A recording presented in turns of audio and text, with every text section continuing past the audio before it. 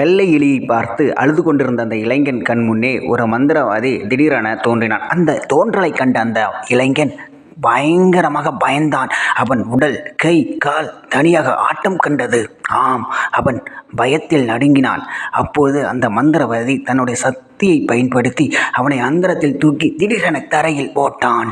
போட்டதும் அவன் தாவுன்னு கத்தினான், கதறினான். ஆனால் மந்திரவாதி அவனது மந்திர சக்தியை பயன்படுத்தி ஒரு மந்திர பந்தை உருவாக்கினான். அந்த மந்திர பந்தில் அவனது தாயை காட்டினான். அவனது தாயை கண்டவுடன் அந்த இளைஞனின் கதறல்களும் அழுகலும் குறைந்து, உங்களுக்கு என்ன வேணும், என்னை விட்டுருங்க, எங்கள் அம்மாவை விட்டுருங்க என கெஞ்ச ஆரம்பித்தான்.